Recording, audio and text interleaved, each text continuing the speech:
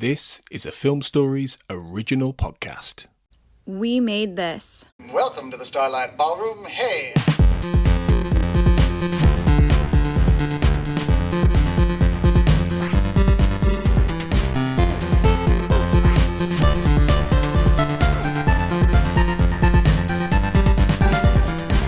You know what? I have no idea how I'm going to edit this because this is going on two different feeds, isn't it? It's going on the Shipwrecked Comatose feed and it's going on the Pick a Disc feed, which means that I often introduce everything myself. And then, but with Shipwrecked Comatose, it's like, hi, welcome to Shipwrecked Comatose. So, so I'm going to be confusing a whole bunch of people from the Shipwrecked Comatose people, unless I, hello and welcome to Shipwrecked Comatose and Pick a Disc. My name is Matt Latham. I am the host of this podcast, if you are listening to either one and either or. And yeah, this is the special 5-year kind of celebration that the We Made This Podcast anniversary palaver is happening. So if anyone is here listening from Shipwrecks and Comatose and going, oh, Mark and Kurt are saying it's more sexy than usual. It's me. I'm not actually talking about the British Empire. Now, if you're listening on the Pick a Disc section and are wondering, this is very weird, what's going on, then basically what we're trying to do, we're converging interests of two separate podcasts from the We Made This lot and just merging it into one so that we can get double the hits and stuff. But if I've balls this up, blame the other podcast. But I'm not here alone. I'm here with a guest that is like long time fellow co-host on Shipwrecks and Comatose and also one-time guest on Pick a Disc. It's Bryan. How you doing, Carl? Hello, Matt. I'm all good. How about yourself? I'm good. I'm ready for some satire, but absolutely. I'm very happy to take part in the We Made This crossover palaver that has been going on recently. Yeah, celebrating 5 years of Pick a Disc, not only just 5 years Pick a Disc, but 5 years that We Made This, and long may she reign. Absolutely. Yes. So this is going to be a weird mishmash of stuff. So I feel like I'm going to be starting to pull into kind of the Pick a Disc mode in places, even though I don't think it's going to fully apply in places. So for any Pick a Disc listeners, you're going to be really weird and out of sorts, much like me most of the time. We are here to talk about an album. We're here to talk about an album with Red Dwarf connections, very strong Dwarf connections. So Carl, let's not beat around the bush. Tell the lovely listeners the disc that we've agreed to pick. We have agreed to pick Spitting Images, Spit in Your Ear from 1986. Yes, Spit in Your Ear, which is basically the one. I think it's one of a few musical or audio releases linked to the TV show Spitting Image. This one's a compilation essentially of sketches and songs from the series so far, the television series, and a couple of sketches recorded especially for it, which I'm sure we'll get into. And it's the only one that actually has sketches on. The next one, which comes out a few years later, is purely just songs. So this is sort of one of its kind.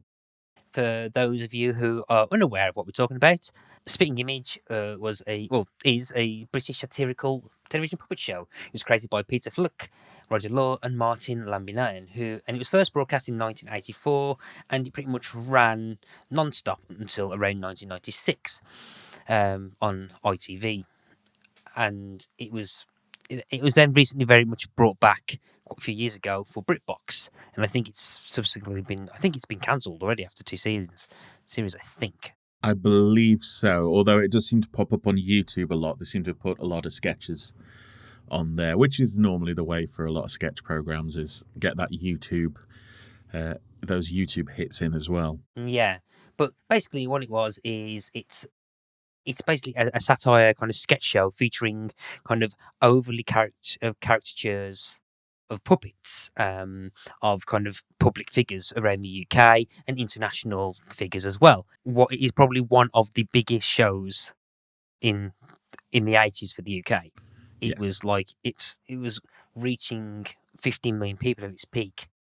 It got to the point where he got collaborations with actual celebrities, some of them of which they were actually satirised in the past as well. It was absolutely massive, and I didn't really watch any of it.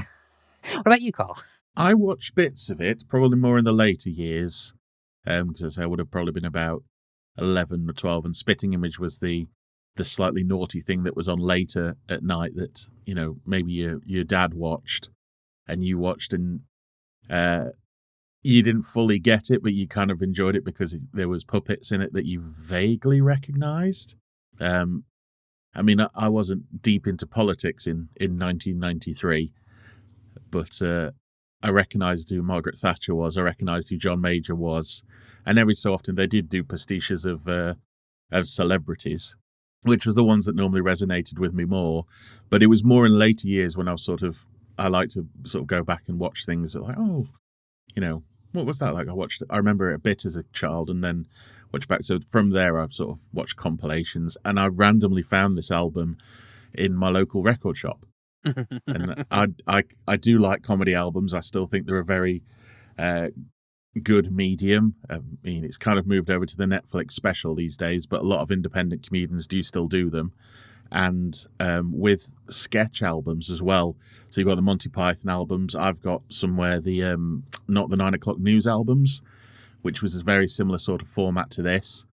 And I just really enjoyed it. And it gets to show off mainly that the writing and the performances stood on their own 2 feet anyway, as well as the being puppets. Because if you look at what's in this album, the range of performers that perform for Spitting Images, a lot of them gone on to do some very big things. And the writers, the reason this has been pulled for Shipwrecked and Comatose is because Rob and Doug were main writers, and Chris Barrie was a performer all the way through until the initial series stopped.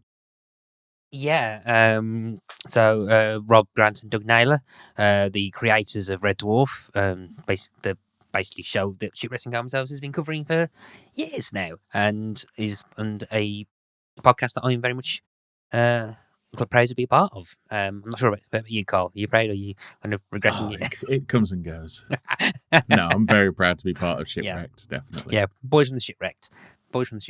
But yeah, it's it's like kind of full of very kind of strong like writing writing talent, more or less. And I'm just looking at the Wikipedia article now. It's like the writers section.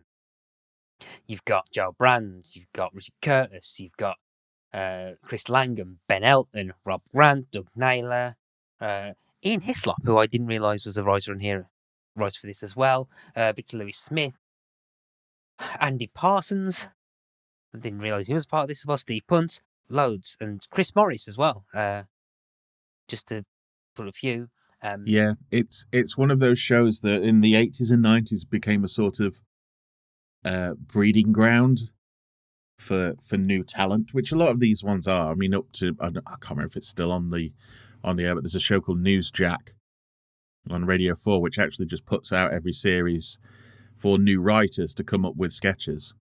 And from there, people have gone on to work in BBC Radio and BBC Comedy. So it's always been a thing where you can get in these writers. The thing is, it's sort of performers, writers, directors. There isn't a sort of weak bit in it. Obviously, these are all people at maybe the start of their careers. You've got like Andy Diamini, who went on to direct Red Dwarf 6. You've got people like Steve Bendelak, who ended up directing The Mighty Boosh and The League of Gentlemen and a few other bits and bobs like that. And there just seems to be like lightning in a bottle of the right place at right time for performers, directors and writers. I didn't realise that Aid Edmondson was a voice actor just for 1 year. Yeah, the list that I've got. So some of these names that are coming out as well. John Thompson, Deborah Stevenson, John Sessions, Peter I can never pronounce his surname. Serafinowicz. Serafinowicz. Kate Robbins, Jan Rivens, Philip Pope, Alistair McGowan, Louise Gold, John Glover, Chris Emmett, Harry Enfield. Was on there for 85 to 89 and came back for the last series. Aid Edmondson, Hugh Dennis, John Coleshaw, Steve Coogan, Phil Cornwell, Rory Bremner, Roger Blake, and on top, and on the first person in that list is also kind of one of the other reasons we're actually talking about this for the Shipwrecked and Comatose side is Chris Barrie, Yes. who played Rimmer in Red Dwarf, Yeah. who was there from 84 to 91. So he's one of the longest serving voices at that, actually. And he's a puppeteer. Yes, he is. Yes, as well. Yeah, I So did not he realise that. was, yeah, he was proper bolted to this show. Well, you'll notice this on the album that he's in the vast majority of the sketches, and sometimes playing more than one person in the sketch. And it sounds like he's not recording them separately; he's just doing them sort of back and forth, back and forth. Yeah, there's So yeah, this a lot of people mention Red Dwarf, but with Chris Barrie, but I don't think that many people mention Spitting Image as much these days because he was a proper workhorse for it. yeah. I mean, I think I've said this before. And it's more. It is morbid to think, but like you have to consider like when a celebrity or a person in the public figure dies. Yes. It particularly actors. It's the question of what's going to be on the headlines, and like, and I think I spoke with this when we talked about British Empire with Tony Black when the Shipwrecked and Comatose was covered the British Empire, and I keep having to say that because I'm realizing that I'm going to be referring to other episodes of Shipwrecked and Comatose as if people who listen to Biggie Disc have any idea what I'm talking about. But the idea being is that I think there's at certain points, like there's a certain point where Chris Barrie won't be British Empire actor; he'll be Red Dwarf actor. And then in the sub, and it'll be in the subheading where it talks about it'll probably be British Empire and Spitting Image. Yes. Yeah, so it'd be that trilogy of things and stuff, and then again, and like comedy websites will probably start with Prince Among Men, like I said, but we won't go down that route. Yes. But yeah, and it's morbid to say that, but I think Red Dwarf will probably be the headline figure for that. But then I think Spitting Image, but I think people will say, well, yes, but Spitting Image, and I did not realise how long he works on for that. Like Mm. he's like the headline figure. Yes, it's. I mean, this is the thing. I mean, I believe he still works in voiceover work to this day, and I think the reason why he has a fleet of classic cars is through voiceover work. Yeah. And this is where it all sort of started. He could just do, because I believe he did them as stand up initially, and then he just went from there to sort of being an impressionist, because he started out on something with Jasper Carrot, which is something I think on Shipwrecked we are going to cover, because that also has Rob and Doug involved. We've also found that he had a sketch show very back in the day I think it's called Coming Out, and it's him and a couple of other people and Hale and Pace, and I believe it's all of their sort of televisual debuts. But in all of these shows, the majority of what he's doing is impressions. And it's obviously something he's stumbled across from a very young age. And it's for all the acting, what he has made his career out of is he does impressions. Anybody who's seen any Red Dwarf bloopers knows he loves to do them as well. So it's the Kenneth Williams, oh no, or the David Coleman that always keeps coming out. Yes. Yeah, and I think Spitting Image was the perfect vehicle for Chris Barrie. And I think it was a good vehicle for Rob and Doug to write these sketches as well. I can imagine there's quite a bit of improv in there too. Yeah, I say with my history with Spitting Image, I knew it was on, and I remember I do have I can remember seeing the puppets everywhere and the adverts for it.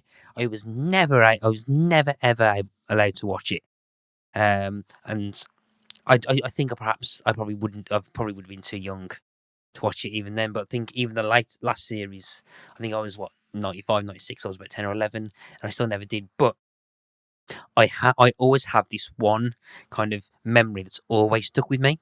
So I think in around 96, we moved house, and I think in the last stages there was a load of stuff in the room that me and my sister shared because we slept on bunk beds. And I remember like there was like the upstairs, the TV that I basically used to watch, well, to play my Amiga on. I remember my dad kind of sneaking into our bedroom, turning the TV on, tuning in, and watching a whole episode of Spitting Image. Oh, right. Where thinking that and I don't think I've ever told him this actually. Whereas just watching it whilst my sister was like asleep on the bottom bunk, and I was there just on the top bunk looking down, watching this episode of Spitting Image. I can't remember a single thing on it, apart from the fact that I'm finally watching Spitting Image. I mean, it was a huge show back in the day, because I don't think anybody had lampooned the government quite as hard as Spitting Image did, and then there was the puppet aspect of it as well. Yeah, I mean, if anyone who's never seen any of this, if you Google some of them, they are kind of over extreme caricatures, and I was watching a couple of the videos, and some of those puppets have not aged well at all. Yes. Yeah, I'm looking at you. We're scared of Bob. There was so like, but I think as well the style was so unique. It was so striking. You knew exactly what show they were from, but also the celebrities. Somehow you could tell which celebrity there was also aping and stuff. And it also had an ability to kind of it influenced and had an impact on the like popular culture at the time.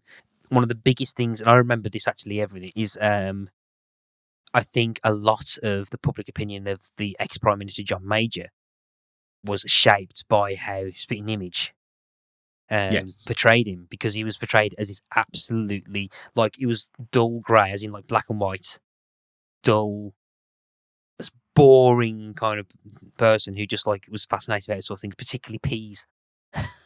Yes. Yeah. That's the thing is, I mean, that sort of joke about John Major outlasted Spitting Image.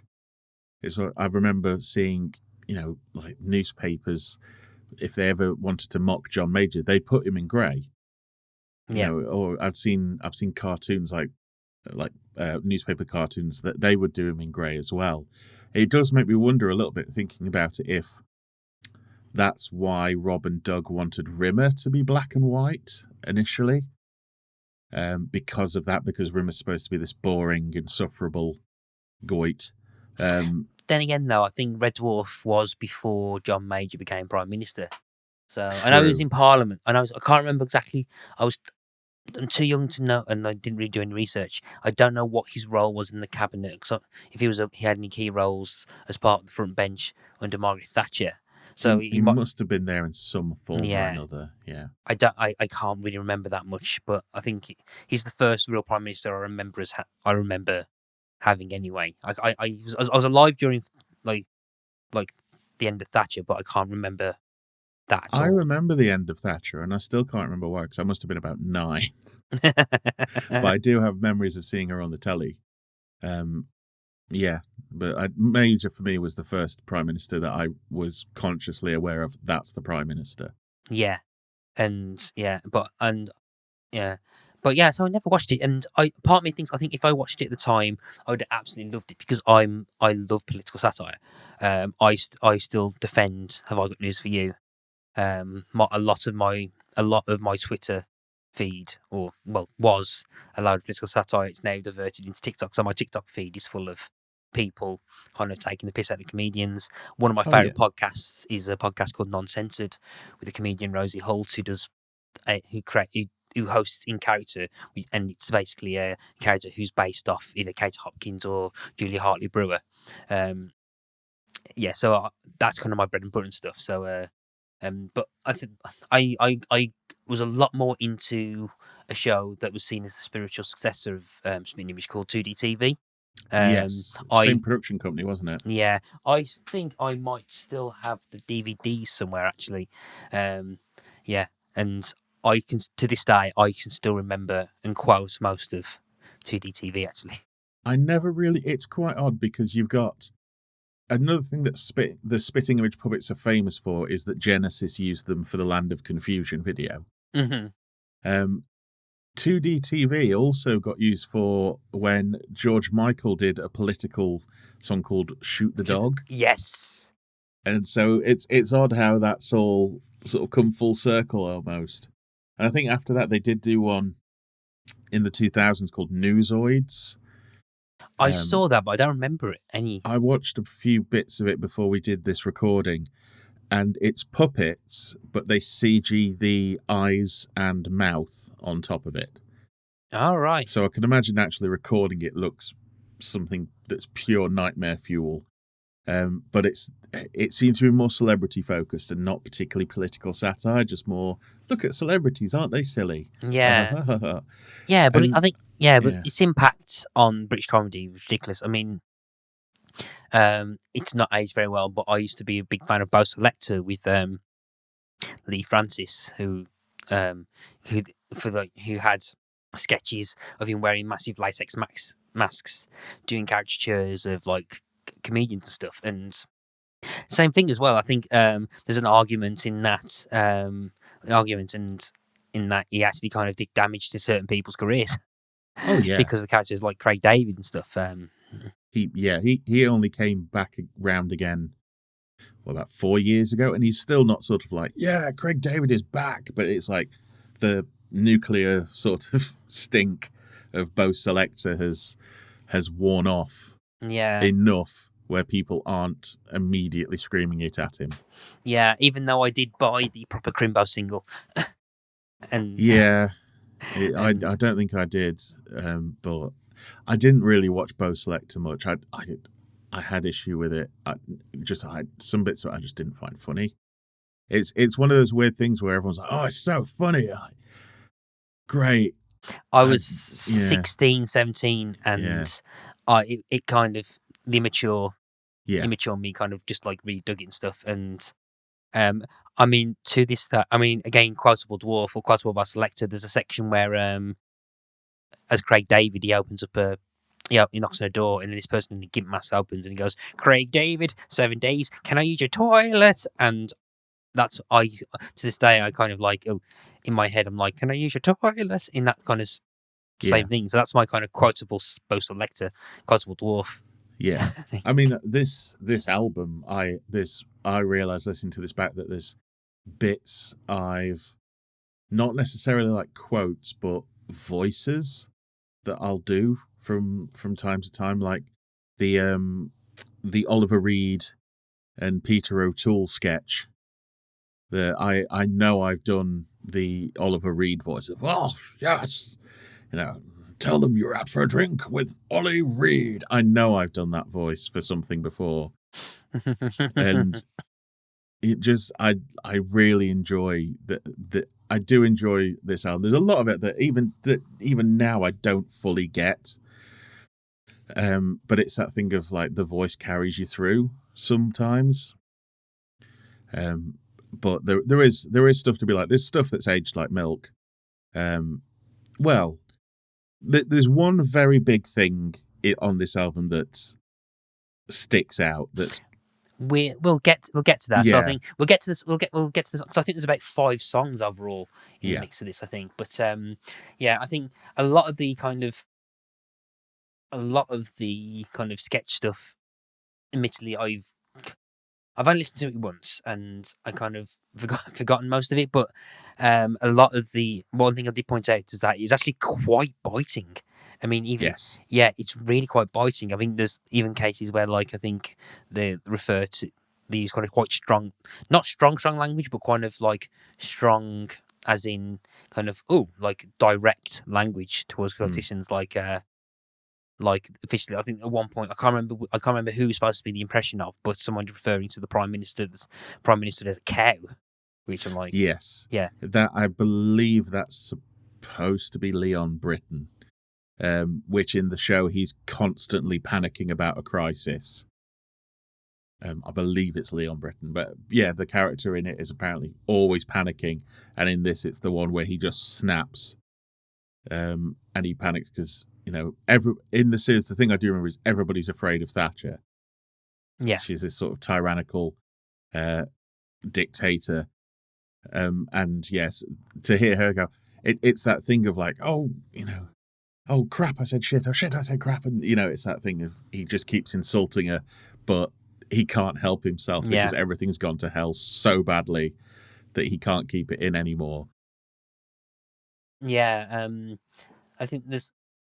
I did quite like one of the ones I did quite like was like the someone famous has died, Yes. which is something that could easily be TikTok that was created yesterday. Yes. There's some things on here that are eerily you could easily transfer to the modern day. Yeah. So someone famous has died, and people are going to leave their tributes, even though they didn't have anything good to say about them when they were still here. Yes. And it's very, Winehouse and sort of that sort of thing. You could easily, but the Phil Collins song about how whenever he gets his heart broken, he writes another album, and he thinks that he could put a pool here or something like that with the money he's going to make. You could transfer that to Adele, Taylor Swift, those kind of Ed Sheeran, those kinds of artists who do seem to. I mean, a lot of artists do this, but seem to primarily write about heartbreak. Yeah, so there's definite, which I think is what gives the appeal of some parts of this album, is they are themes that you could transfer through the ages, definitely. I'm quite surprised. I was listening to it and I was trying to think out, and I think a lot of the disconnect, I think particularly for the sketches part, was I couldn't recognise quite a few of the people. So there was a few people, but I could recognise. Like I was like, oh, okay, that's Prince Philip and the Queen, or that's Maggie Thatcher. There's Mick Jagger at some point. There's Dylan at the end, which I completely forgot was there, and I laughed at that impression of Dylan. Yeah, but there's the one that I might have got this wrong, but there is a sketch on the album about the Pope, and Jesus has returned to discover that the Pope is. The Pope's just corrupt. And I was trying to work out the voice, because the voice is a very, what's the best way to put it, sort of stereotypical black voice, I want to say. And I think, this is without having seen the visuals for the sketch, it's supposed to be Eddie Murphy. Right. Or that's what the voice is trying to sound like. It's who would have been pretty big still at the time. And I think it's meant to be sort of an Eddie Murphy style voice. About God coming back, and it's like, oh my God, you cancel birth control and all this, and he's trying to pawn off his rings. Tells them to put a condom machine in the toilets. There's the little gags in that where, regardless of the voice, you go, put them in the ribbed ones, penetrators. I believe that's what they're called. That kind of thing. Yeah. So there's some sketches where it's like, I have no idea. Like there's one between David Steele and I can't remember his name now, but he was the deputy leader of the Lib Dems at the time, and I didn't know who those was, but I've seen that sketch randomly. And if it wasn't for that, I would have no idea what that sketch was about. Is that the one with the three Davids? No, it's the one where he's talking about Michelangelo's David. Where he says, he goes, oh, you're gorgeous, classically refined, and this, that, and the other. And he says, oh, you're like him too. You've got no balls whatsoever. And he's like, oh, David, so strong and yet so classically good looking. There's some, like, for some reason I know who Donald Sinden is from sort of Never the Twain, and he turned up in Midsummer Murders because he has that voice. Him and Windsor Davis used to do a sitcom together that I remember. I couldn't tell you anything that happens in an episode, but it's one that I watched growing up, so I remember it. They ran competing antique shops, but they both have these plummy sort of, tally-ho, what voices, and I love those kinds of voices. And that's what sort of sticks out to me in him meeting the Queen and trying to get a knighthood just over and over again until the Queen hits him.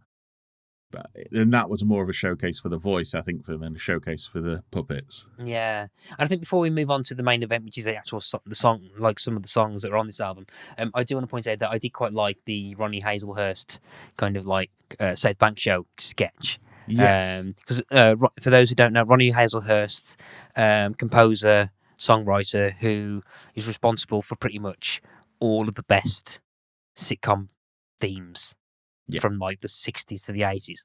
Yeah, Last of the Summer Wine, all that sort of jazz. Yeah. Yeah. And I mean, it's quite odd because I do remember, I can't remember what show it was. Oh, it was Charlie Brooker's Screen Wipe, that they did a tribute to Ronnie Hazelhurst when he passed away, and they had Matt Berry playing some of his sort of greatest hits. And I believe Matt Berry actually put an EP of them on Spotify. Yes. Of him playing Ronnie Hazelhurst songs. So it's quite strange how it comes around of like, this guy's appreciated. Whereas at the time, in the 80s, I can imagine just gets mocked a lot. It's like, oh, he just does everything. And now it's like, what a body of work this man's done.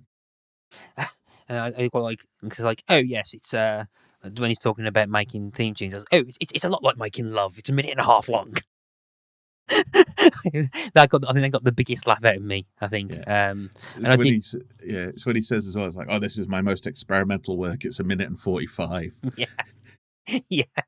That must be his prog rock phase. And I did quite like I think the kind of like the Queen and Vince Philip at the end saying like, oh, have you done this? Have you done this? Have you tripped the collar? Oh no, I haven't tripped the collar. And then just gradually, and it's that thing that everybody at some point has probably had that conversation of, could you go and troop the colour for me? Like, could you go put the bin out for me, even though I forgot to do it? And so it's just that, but it's the Queen. Yeah, there's some nice bits of playing with the format of being on record. I mean, admittedly, the version I listened to was CD, but it was basically just a transfer of the vinyl, where they do a thing halfway through where it's blatantly the end of side A of the record, and they almost have if you've got to this point of the record, here's some bits and bobs, that you shouldn't have got this far, which I think would have been fun if you were listening to the vinyl at the time. And then, you flip it over and it starts again with Fergie and Andrew bonking, which I think was a pretty big thing for parody at the time, just them getting them on. And yeah, the royal family, the way that they put it, so everybody's got a thing. So Fergie and Andrew are always shagging. Edward is a closeted homosexual, from what you can tell.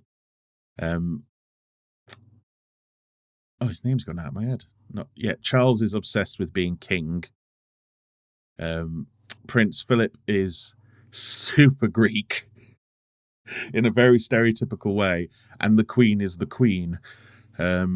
It's that thing of, give them a character trait. So if you don't know who they are, there's still this thing that you can cling on to that will make you laugh about them.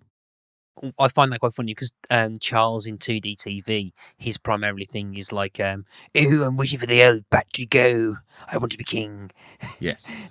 Yeah, and but the Queen's actually portrayed as being quite competent and like and quite like almost indestructible, saying like, "Oh, I suppose I'll have another 50 years. Darn it!" Yeah, yeah. I mean, in this, she's probably the one who comes off as the most sane out of all of them, because everybody else is just barking mad, and the only two that seem to be half with it is Diana and the Queen, but they don't like each other. Yeah. Yeah. So so let's talk about time is it 35 minutes so far. Okay. So yeah, so let's talk about the songs. So yeah, I think I've got no, I think there's about 6, maybe 7 songs littered out through this. Mm-hmm. So I might, what I might do, I might just go, if we run through them in order, briefly, and just have a quick chat. So so I think the first one is We Got Beards. Yes. Which is the ZZ Top and ZZ Top kind of parody, which it's not biting. It's just like a fun kind of like just a fun, silly Yeah, it's parody. just I can imagine this one would benefit more from the visual. Yeah. We've got beards, except for him. Who turned out to last name ended up being Beard. But yeah, it's a fun little. It's quite harmless. Yeah, it's a Robin Doug one as well. Yeah, I think throughout this, most of the ones that are more silly tend to be Robin Doug. Like when we get to the chicken song, that's Robin Doug, and that's pretty much as silly as it gets. Mm-hmm. But yeah, I think the chicken. It's amazing we've gone 30-odd minutes and we haven't mentioned the chicken song yet because that's the biggest. That's the big, the headline thing. So, but we're saving that one. But yeah, I mean, yeah, this one I think is just funny. It's just like a very kind of like easy kind of like rock, the 70s rock, ZZ Top style rock, and it's just silly. It's just fun. It's silly, and they use it as a bed as well for other sketches to go over the top. Yes. So they take a sort of instrumental break, and they use the instrumental to put little quick like news headlines or whatever over the top. I think it works very well in terms of sort of blending the album from music to sketch. Mm-hmm. Yeah, but that's the one that was like the first one that kind of gets in. Okay, it's kind of okay, and then we kind of jump to. If I miss any, please let me know. But I think the next one is the Do Run Ron. Yes, it got released. It got released prior to the chicken song, from what I understand. It's interesting because we've got this now with Biden and Trump, in that he's going to run again, but he's really quite old, and I think Biden's older than Reagan was when this song was done. Just sort of talking about how hip and cool he is, despite the fact he's 73. I mean, did he win the re-election? I can't remember. I think he did initially. I think he did, and then he did 2 terms, I believe. Then it was Clinton. No, then it was George Bush. HW, yeah, and then it was Clinton. But yeah, and again, this one's like a more like kind of direct parody of the Do-Ron. Oh yeah, the Rockettes, sort of. Yeah. Ronettes, yeah. Ronettes, yeah. Yeah, again, this is just more or less, this is kind of like silly, it's not too biting. I'm not exactly sure who actually wrote it. No, I'm pretty sure it's Chris Barrie as well, playing Reagan. And I think it was 83 that this came out. And I think it might have worked quite well because I've had a video for it, and I've seen a picture of the front cover of it, and it's got the puppets. It could have been a very good advert for come and watch this show. Yeah. Yeah. Yeah. Yes, he went to Grenada with his head held high, the Do-Ron Ron. The only trouble is he can't remember why, the Do-Ron. Yeah. But yeah, again, he's a decade younger than the current presidents in the US. I mean, this also probably is what piqued Genesis's interest, because Reagan is a massive part of Land of Confusion's video as well. And I think there's a long run of sketches, and before we get to I've never met a nice South African, unless I've missed one. Yeah. So this is I don't think I've not listened to this before. But I remember when we was talking about it, people was like, particularly in the Shipwrecked Comatose chat, that I think the song that probably wouldn't have aged as well. No, is this one? Is this? Yes. Yeah. I mean, at the time, apartheid was very much. It had been prior to this, but it was very much the. I don't want to say unvogue thing. But it was high up in the public's conscience of, look what's going on here. This needs to be stopped, and this is them. I mean, it happens with satire a lot, is that something at the time which is like, this is really showing them. And then years later, it's like, oh, this didn't work as well. But yeah, them sort of basically labeling all South Africans as smelly racists that kill people does not age well. Yeah, Well, not again. This came up a few weeks ago, about a month or so ago when we was talking about Graceland. That we're not going to get too much into apartheid as a whole because it's a conversation that I don't feel qualified talking about whatsoever. But and I get the intent with the song in that I get the intent in that it's tackling like apartheid, and which like atrocious policy anyway. But again, it is with like the modern day lens, it's not aged well. It's very generalizing of a select few.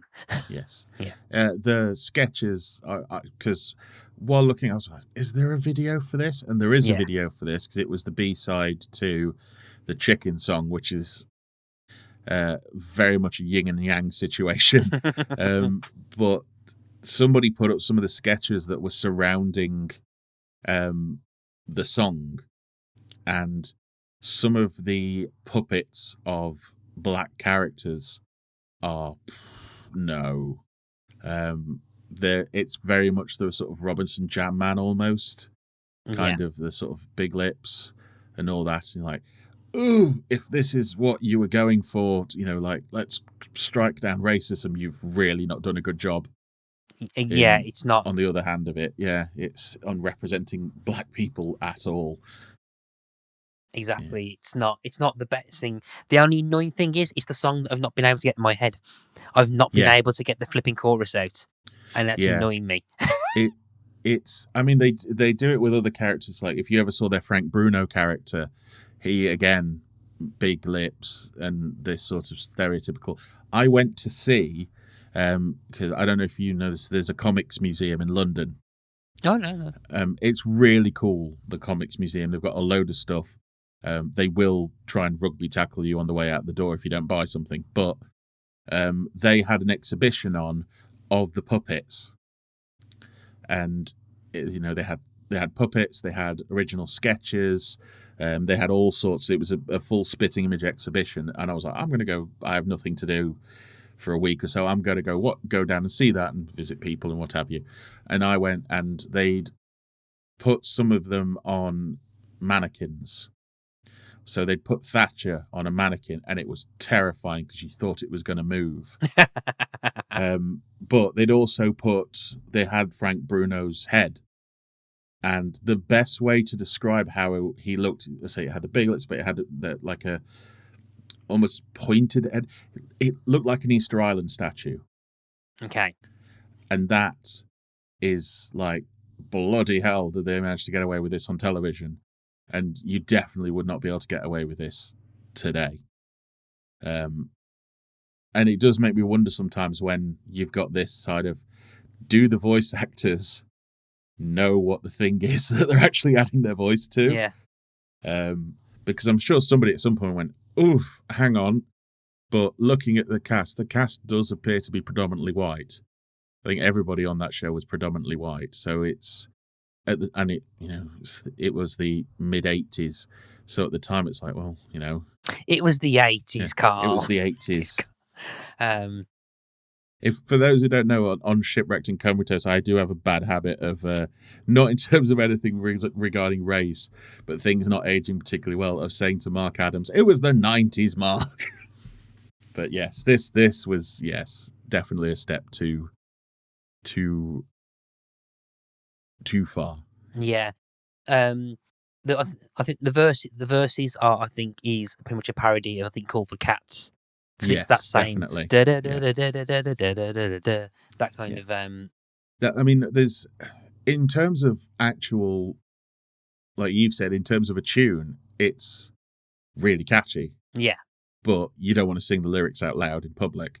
Yeah, but it flows. I mean, it flows quite well. Like I once got served in Woolies after less than 4 weeks' wait. I had lunch with Aaron Atkinson when he paid and wasn't late. I know a public swim bath with a dump piss in the pool. I know a guy who got a job straight after leaving school. And then it flows really well, which is what's kind of really annoying about it. It's Phil Cornwall, who ended up being Jagger in Stella Street.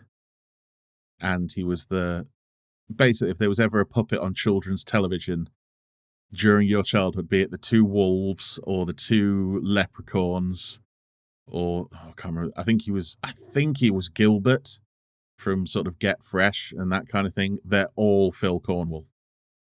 I know him from Dead Ringers, the TV show as well. Yes, because he was also Michael Caine. Yes, he is. He was Michael Caine. He has this habit of either does something that all revolves around his impressions, or he'll play a character in like a drama who's always a prick. And if it's like Midsummer Murders or something, is dead by halfway through. Yeah. But he's usually an arse if he's not playing somebody where he's playing somebody else. Yeah. A song that I've completely forgotten. That's pretty soon after this is Our Generation, which is a spoof of My Generation, and I can't recall this whatsoever. Yeah. I mean, this must have been based off what was happening at the time, because it was pastiching Pete Townsend being used as the representative for a campaign to stop kids on drugs. Oh, okay. But he's horribly out of touch in this sketch where he's like, hey kids, yeah, very much like the meme of Steve Buscemi going, hey kids, how are you doing, fellow teenagers? With Pete Townsend going like, oh yeah, so you're on drugs, right? Yeah, I've been there, okay. Which we've all probably met somebody at school through that. They like brought somebody in to talk to you to stay clear of drugs. I know they did at our school, but these kids being like, oh, well, actually, no, we're talking about conservationism and all this kind of thing. It's like, yeah, right. And just him being hideously out of touch with the youth of today. Yeah, and that leading into this parody song about the Who being old and doing like credit card adverts, which I don't remember. But I knew Roger Daltrey as an actor before I knew he was in the Who, because he was in the Chesney Hawkes movie Buddy Song as his dad. Nice to know that the Who were seen as past it back in the 80s. Yeah. I mean, it's the cycle of things, isn't it? Everybody comes back around again. I think the Who had a sort of fairly decent sort of resurgence in the mid to late 90s when Britpop was big. It's like, oh, don't forget about the Who. The Who were great. And then they get wheeled out now for like Live 8 and all that kind of stuff. It's like, don't forget about the Who. Oh, but how many of them are left now? Because they've got Jason Bonham, or am I thinking of somebody else? Well, no, I'm thinking of John Bonham, but they've got his son now instead. Oh, apparently, current members. There's only 2 current members. Is that Townsend and Daltrey? Yeah, thought so. But I'm sure they released something not too long ago. It all blends into one for me now, to be honest. Then you've got Hello, You Must Be Going. The Yes, which is probably my favourite song of the whole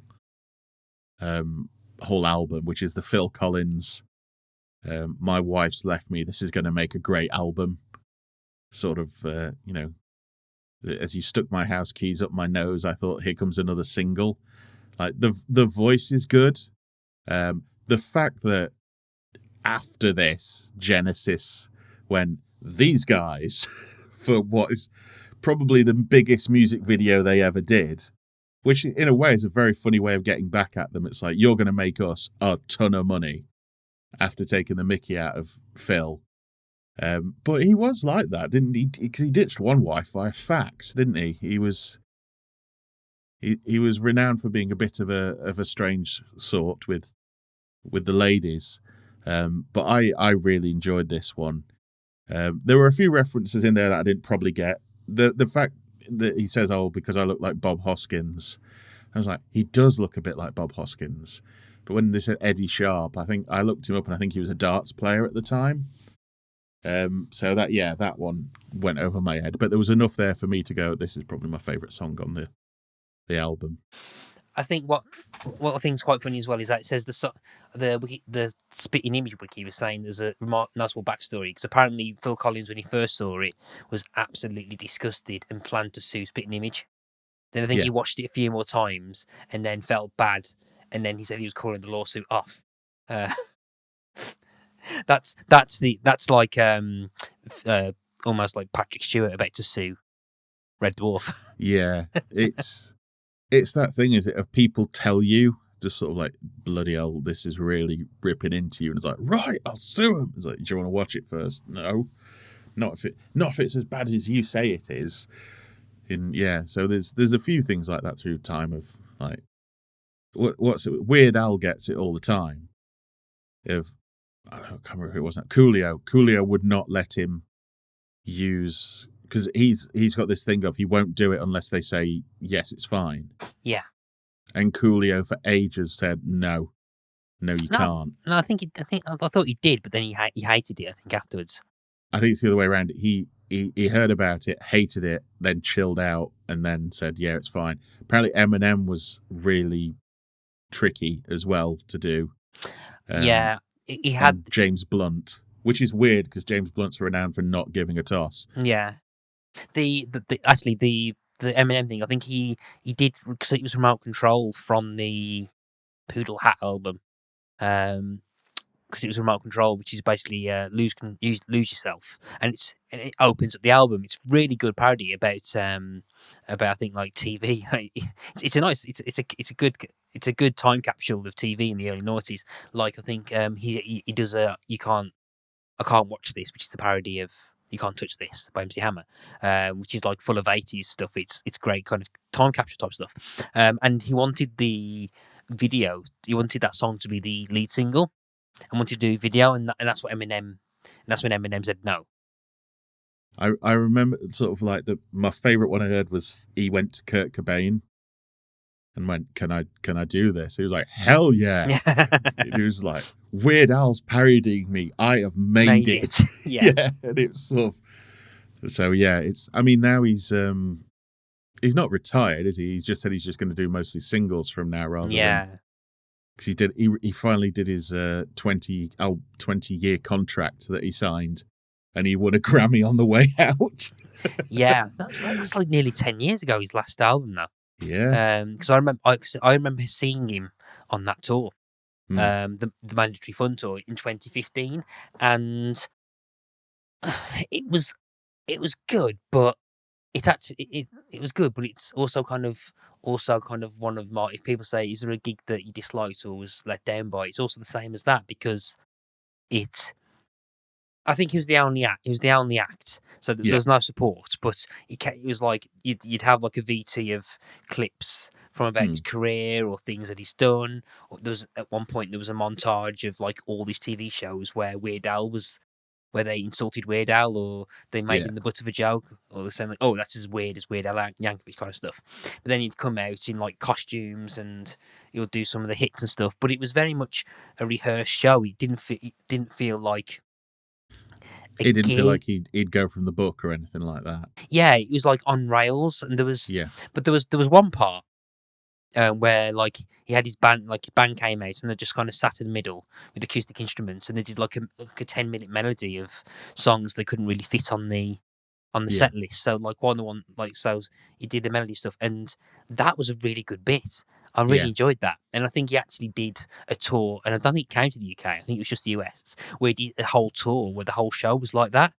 So it was kind of like acoustic covers of his own work, or like so he was doing original songs and stuff. And I'd like to see that. I'd love to have seen that. I think that would have been great. I don't know. It's just, I don't know. It was nice seeing him kind of like a suit that was slowly getting bigger and bigger when he was doing Fat. But I don't know. It was just like, I don't want to say soulless. It was on rails. Yeah. Like it was on rails and stuff. Very much going through the motions. Yeah. Yeah. And there was a bit of a letdown. Although I did have one moment where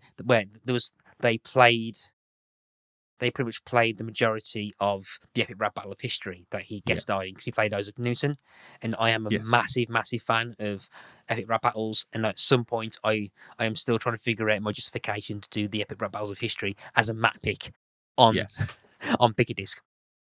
And I was there going, yeah, rapping along, and then someone behind in front of me went, hey, what on earth is this? How do you know all the words to this? And I was like, it's the Epic Rap Battles. Yeah. But I had a very similar thing with Mitchell and Webb, in that I love the Mitchell and Webb sound, the radio series. I think it's a very overlooked sketch show, and it's it's really good, really good. And the first two is before they got the TV show. Yeah. And then the second two series are after, but they didn't do any of the characters from the TV show really in the third and fourth ones. It was still a lot of new stuff. And I went to see their live show, and it was so, oh, here's the sketch. That was the sketch. You know, it was, again, like they knew what they were doing. They were going to go, they were performing, they were acting almost. Yeah. Like they knew exactly what their lines were. They weren't going to deviate. And it just came across as like very uptight. And yeah, it put me off them a little bit, to be honest. I think on the flip side of that, and I am noticed, I am realising we're going on a tangent, and I'll say this bit, and then we'll hook back to talk about the chicken song. But I managed to see Bottom Live 5. Oh yes, which was the last one they did, and I loved the Bottom Lives on DVD. And okay, I think a lot of the kind of slip ups and the kind of breaking of the fourth wall, I think is clearly scripted, but they do sell it. But there are moments where they do generally go off scripts and they kind of try and trip each other up, but they feel like they're really enjoying it.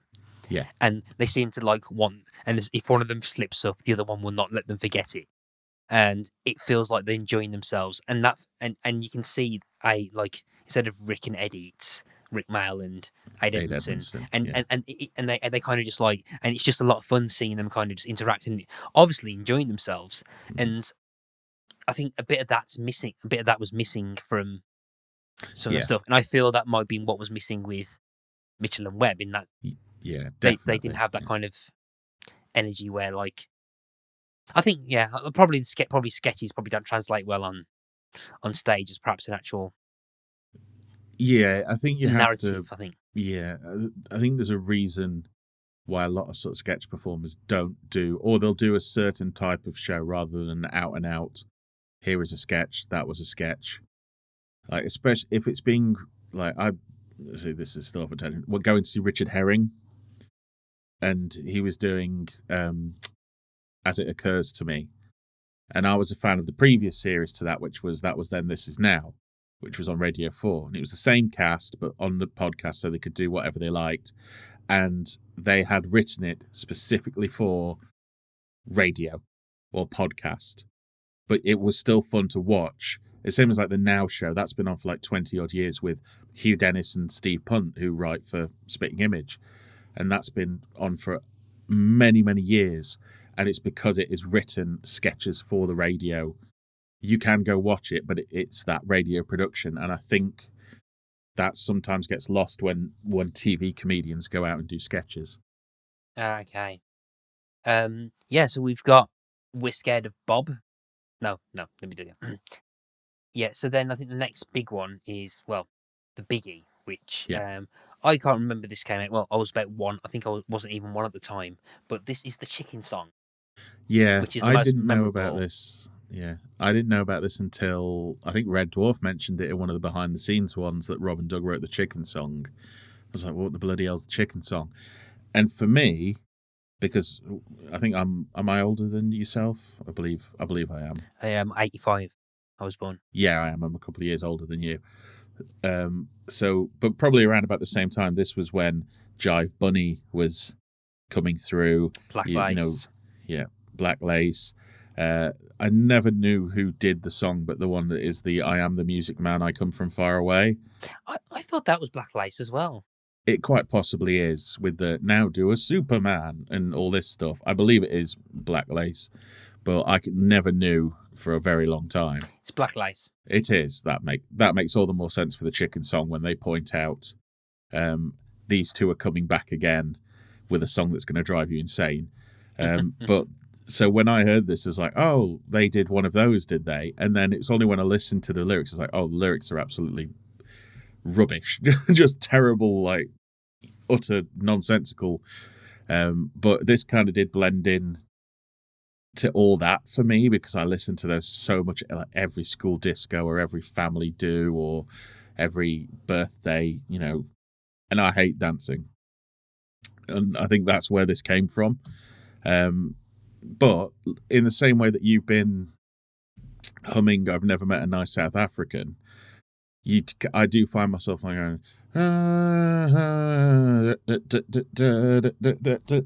and it makes me think, like, is it in the same way that Never Met a Nice South African it's cool for cats? I was trying to work out what this was, and this is Agadoo. It's Agadoo, isn't it? Yeah. Yeah. And Agadoo, as for all its flaws, is one of the catchiest tunes in the world. Oh God, yeah, you still remember it. And anyone who doesn't know this, Black Lace were still. I think they're still technically active. Kind of novelty pop songs, and I don't know if they translated across the UK at all, but like every kind of party you was at, every disco you was at, school disco, family disco, you would have like I Am the Music Man, or Agadoo, which is Agadoo do push pineapple take the tree, which is like this really weird pop song with some weird dance, like calypso pop type song, and it's not as weird as We're Having a Gangbang. Wait, what? You not know that one? No. They've got a song called We're Having a Gangbang. And if you've ever seen the film Rita, Sue and Bob 2, I believe they're in it. And yeah, they sing this song like, we're having a gangbang, we're having a ball, we're having a gangbang up against the wall. It's this really, I can see by your face that you've just seen this. Yeah. And I'm sure it got released. It's very much a, hey everyone, come and join the party, having a gangbang. Okay, there's an album called Black Lace going to a party. Yes, if you do search this at home, search it with your safe search on. There's a 1999 album called Going to a Party by Black Lace, which looks like a mixture of covers and party songs. But you've got Agadoo, Superman, which is another one. Yeah. Wash your hair. Come here, go for a walk. Ski. Do the conga. Oh, God, yeah. Yep. Do the conga, Music Man. They did the hokey cokey, yeah. Oh my God. They do covers of YMCA in the Navy. Aforementioned Gangbang, Brown Girl in the Ring, Rivers of Babylon, Hooray, Hooray, It's a Holiday, Saturday Night, The Clapping Song, Achy Breaky Heart, Atmosphere. Yeah. I cover Atmosphere now. The Russ Abbott. I've got a massive kind of guilty pleasure soft spot for Atmosphere. I found for some reason the advert for that album kept popping up on my TikTok. Which what? For Russ Abbott's I Love a Party album. Wow. Yeah, it's. How come no one's picked that for Biggie Disco? I mean, it's a classic. No, okay, yeah, it's terrible, but I don't know. There's something about Atmosphere which is a bit. Yeah. I don't know. I love it. Yeah. Yeah. Look, I'm looking here. So, yeah. So we got Agadoo in '84, Hokey Cokey in '85, Wigwam Bam, which is another one I remember, in '86. I Am the Music Man in '89. And Gangbang in 1990. It only reached number 90 in the charts. Obviously, a lot of people not wanting to admit that it knows what it means. Yeah, there's a song called "Bullshit" in brackets. Cotton Eye Joe. Did they do there's no YouTube thing. What is that? Is that a cover of? I think Cotton Eye Joe is it's a traditional folk song anyway. So it's probably a cover of that. So the Rednecks one is the one that everybody remembers, but looking here, there's a lot of people that have recorded it, including Rufus Wainwright. Daniel Radcliffe has done a version of it in the film Swiss Army Man. Okay. So there's Nina Simone has sung it as well. There's a lot of people who've sung Cotton Eye Joe. But But I think our point being is that there's a massive amount of novelty songs. Oh, yes. Yeah, and Black Lace is like, I think the current generation, like late millennials, Gen Z, will have no idea who Black Lace are. I'm proud of them for not being subjected to them. Yeah. It's one of those things where if someone now would look at it, they would turn to you and go, people listened to this? We danced at this. Yeah. But because I think now if you looked at them like, oh, they're children's entertainers or something like that, because they were dressed, the keyboard tie and the matching like Hawaiian shirts and that kind of thing. And you think, oh, they're the Chuckle Brothers or something like that. Yeah. But no, these were serious, reputable pop artists in the late 80s, early 90s. Yeah. They never got number one. I think Agadoo was the highest that they got. Let's bring it back. Agadoo for Christmas number 1, 2024. Yes. Why don't we get all the Shipwrecked boys to do a cover version? Absolutely. Yeah. Colin, if you listen to this, you can do the chip tune, instrumental. Yeah. I'll get our friend Hob Bolness to do the vocals. Yep. But, I'll get me and Mark will choreograph a dance. It'll be great. I apologise to all the Piccadilly listeners who got no idea what we're talking about for the next few minutes. But it's that kind of novelty song that this is talking about. So it's going the extreme for it. So like Agadoo, Music Man, it's these like Superman is like go for a walk, do this, to this, to this, to this, to this, kind of like overly kind of exaggerated fun stuff. But then they just go the extra mile, and it's not kind of hostile, but it's a very soft yet biting parody. It's parody satire of culture at the time. I mean, the nearest thing you probably got to it these days, or in recent memory, is the Cha-Cha Slide. Yes. But they made that a bit cooler. This is the thing: is a lot of it is perception. If Black Lace looked super cool while doing this, it might be taken a bit more seriously as time's gone on a bit more. Because the Cha-Cha Slide, I'm sure, still gets broken out in discotheques, but I'm sure Agadoo still gets broken out in some discotheques as well. Oh, Cha-Cha Slide does. Cha-Cha Slide definitely does. That's just showing my age because I said discotheques. It's I think we need someone like, I don't know, we need Jungkook from BTS to do a cover of Agadoo or something. Can you imagine if somebody talked Billie Eilish or something? Yeah, you want to do this one called Superman. It's a classic hit, but it's kind of faded in time. But if you bring it back, this will boost the career. A Billie Eilish version of Superman. Yeah. Superman. Jump to the left. Yeah, that's something to ponder. I bet somebody AI covers that you see on TikTok these days have probably come up with it at some point. Someone please do. Yeah. But yeah, like disco is vibrating, the sound is loud and grating, truly nauseating. Let's do the dance again. Hold, chicken in the air, stick a deck chair up your nose. Yes, you'll hear the song in the holiday discos. Yeah, so it's holiday discos. That's it. It's Butlins. It's that kind of like era of stuff. But and this got to number 1 for 3 weeks. Yeah, it's all the others were, and this is essentially one of them. Just the lyrics are a bit more nonsensical. So yeah, there's no reason for it to have not got to number 1. Yeah, it's not. Yeah. Nice to know that novelty songs.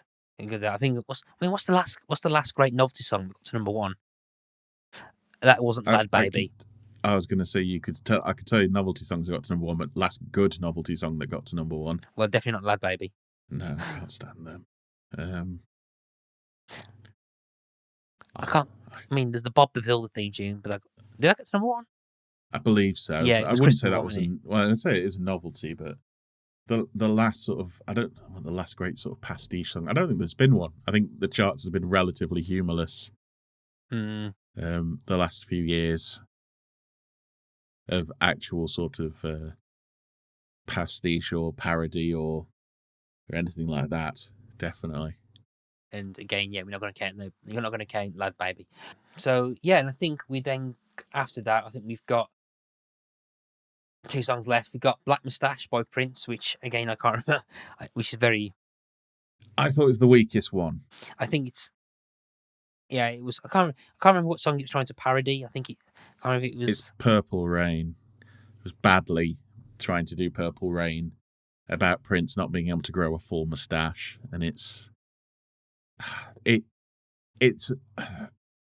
in terms of everything else. Even though they have like parodied like Agadoo and Black Lace earlier, this feels like low hanging fruit in that they've not really put as much effort into this as much as they have the others.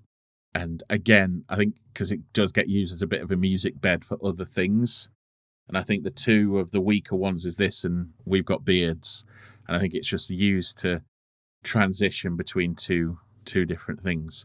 Yeah, but then again, no, I think We Got Beards is at least catchy. Yeah, he's a lot more fun. This one's kind of like stuck at the end and stuff. But yeah, and really not that memorable, I think. But I think the last song that's on there is We're Scared of Bob, which I think is like slightly different because I think it's a lot more biting and and it's a kind of not an attack of the idea of charity singles. It's more of attack of the like Bob Geldof who was sit on Live Aid going, "Give us your money."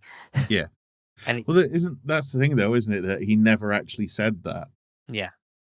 He just said, "Give us your money," and they said, "Oh, we'll go to the phones." He was like, "No, fuck the phones." That's what he actually said. Okay. Because I can't remember what it was. Because he was on like one of those, end of the year or greatest moments of blah de blah. He actually appeared in one. He was like, "I never actually said it." You do realise that, right? But yeah, it's that thing of you see footage of him at the time. He's so determined, like this is going to work. Yeah, that he has just bullied everybody into doing Live Aid. I do like that idea that everybody's done it because they're terrified of Bob Geldof. Yeah, and I mean, yeah, so it's a parody of that kind of. It's one of those. It's one of quite few parodies of that kind of like those We Are charity the World songs. Yeah. So.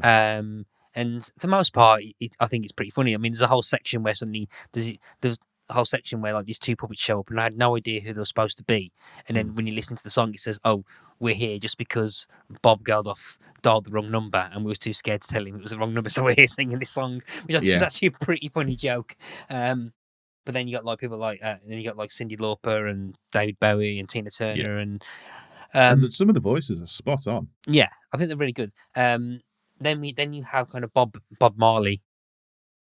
I don't remember this bit, but yeah, go on. I think it's Bob Marley. I think, and the puppet for Bob Marley is. Oh right, okay. It's quite bad. Was he not dead at this point?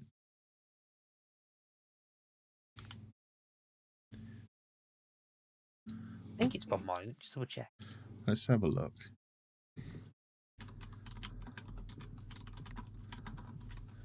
It's not an image, but if you on the actual. Oh God, Tina Turner. Yeah, Tina Turner's terrifying. Michael Jackson's isn't too bad actually, but Jagger, Springsteen, Bowie's puppet's quite good. Yeah, I think it's. Yeah, it does seem to just be. If you go, there it is. I think 1 minute and 8. You got 1 minute and 8. It's, that's Jesus. That is racist. That is awful. That is awful. Dreadlocks, like huge lips, like and almost like the pronounced kind of. I can't think of a better word than ape-like, sort of under the nose to the chin, sort of protrudence. Yeah. And he's holding a spliff. That is frigging racist. It could be Eddie Grant, because I'm sure Marley's dead at this point. Yeah, but bloody hell. Let's have a look, see if there's like a list anywhere, but Scared of Bob. Let's see, Bowie, Lauper. Oh, there's a few on here. There is a little thing about apparently the joke is that the Rastafarian guy is not a celebrity at all, but people who's Bob missed out. So apparently the gag is that he's not someone famous. But even if that's the case, then bloody hell. That's okay, just... okay. And at the very end of the video, you see the hand of what presumably is an African child reach in to try and grab some cake, and somebody slaps it away. Yeah. Which is like, yikes. So, yeah, of things that haven't aged well. That's all.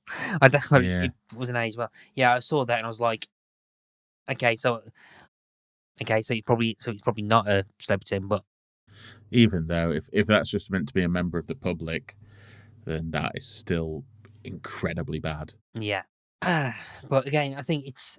I mean, we mentioned it's something very similar to what was in early sketches with on the Met and South African, yeah, as well and stuff. It's not the best look, but no. Yeah, and I think it's a bit of a shame because I think it kind of tarnishes what I think was actually a pretty good funny song. Yeah, good song and stuff, and the thing is as well, if you've never seen Spitting Image and you're just listening to the album, you won't realise. Yeah, which I didn't. I didn't. I think that might actually be the first time I've watched the video for We're Scared of Bob, because I'd have remembered that puppet. But yeah, that's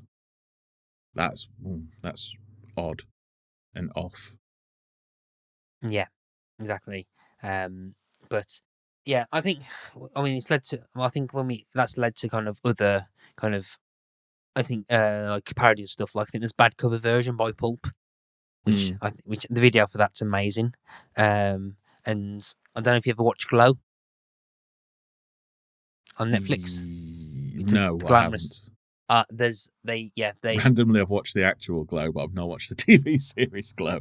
They have a whole episode where it's an actual episode of Glow, and they basically do a kind of spoof charity single called "Don't Kidnap Kids," and it's like "Don't kidnap. Kidnapping is a bad thing to do," and it's hilarious.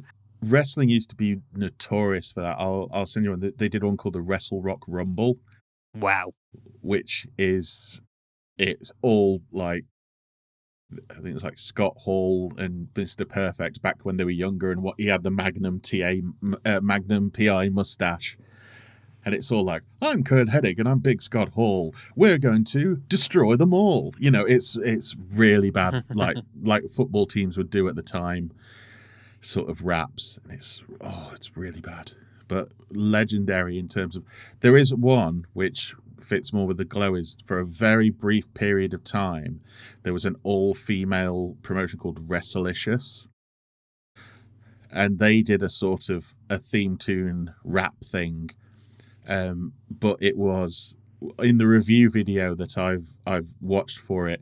The guy has to put over a title over the top of a lot of the cutscenes, not porn, because some of it is really bad and really quite, like, you do know, like, they must know that this all sounds a bit porny. But yeah, there's been a long history of that kind of thing. Yeah, definitely. And on that note, we've reached the end of our conversation about Spit in Your Ear. So it's kind of weird. I've not. So this is the first kind of like proper like episode of Pick a Disc that I've done in about 5.5 weeks, and yeah, so I'm and it's not a full episode. So I feel like I'm almost trying to get on rails. So like on rails and go back on the formula. Like, what other albums of these would you recommend, Carl? But I mean, I can recommend some. Oh, Spitting Image.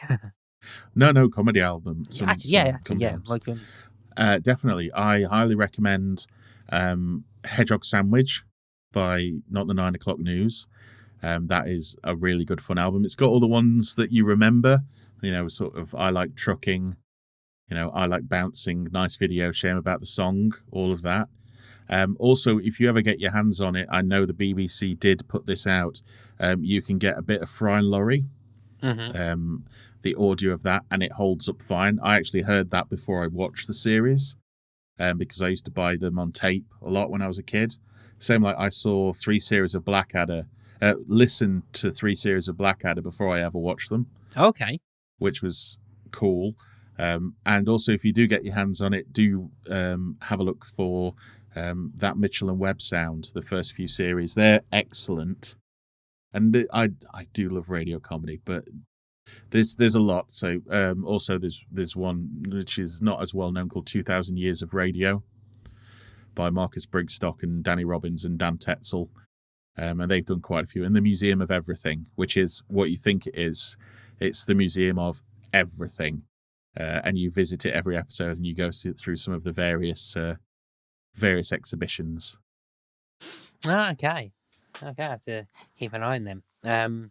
So we're now at the end of this Shipwrecking Comatose / Pick a Disc crossover. Carl, I was going to say, thank you ever so much for coming on. Now, this is probably the part where I'd actually say, oh, would you pick a song to go onto the Spotify Hall of Fame playlist? But this is actually not on Spotify, so I can't actually put it on Spotify Hall of Fame. But, I mean, if you was to pick a song from this to put onto, if I could, what would you have picked to go onto here? I do believe it would be the Chicken Song.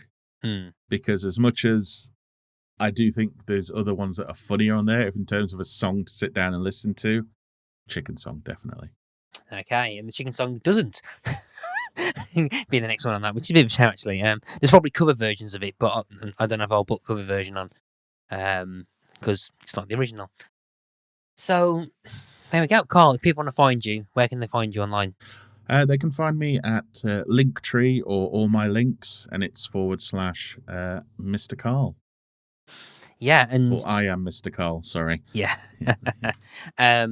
So if you listen to this bit now, depending on what you're listening to, if you are Pick a Disc listeners, feel free to listen to Shipwrecks and Comatose. If you are at all a fan or a passing fan of the British sci-fi comedy Red Dwarf, it's me, Carl, and Colin, who kind of like rotating hosts on the main shows, where it's our friends Kurt and Mark, who kind of go through it, but then it kind of expands, and it kind of expands with all sorts of specials and kind of related medium. So anything that with tangible, kind of like the tenuous links to Red Dwarf will cover, like the Spitting Image, for example, or so for that. If you're a Shipwrecks and Comatose listener and you've not listened to Pick a Disc, if you've got any semblance or liking of music, you'll probably listen to Pick a Disc and think that I'm the least qualified music podcast host ever. But I basically talk to guests about albums they want to talk about for whatever reason. I think, Carl, you've been on to talk about Bad Religion. Yes, I was on to talk about Stranger Than Fiction a while ago, yeah. Yeah. That's a few years ago now, I think, actually. Yeah. Yeah, but... I think it was still pandemic times. I think it was, actually, yeah. I'm pretty sure... Yeah, it was that far ago. I'm pretty sure my PC and desk were on the other side of this room that I'm in. That's how long ago I remember that. But yeah, search for Pick a Disc and you'll find that there. So, so thank you ever so much for coping with us. This has actually gone for a lot longer than I was ever expecting to be. I think those kind of tangents, I mean, I'm pretty sure it was only going to go for about 40 minutes, but then we found out. I think there's actually quite a lot of relevant tangents that I think we had from this. So it was a lot of fun actually to talk about. So I hope you enjoyed it. Hope you enjoyed it. I loved it. Yeah. Okay. So I have no idea how we usually end Shipwrecks and Comatose episodes, because it's usually just it's the Gelf speak, isn't it? It's the Gelf speak, yes, of course. Just to warn any Pick a Disc listeners, when you suddenly hear me do a really weird noise that I can't actually pull off properly. But until next time, people, take care. Just to clarify, I did go to school with a South African, and he was absolutely lovely.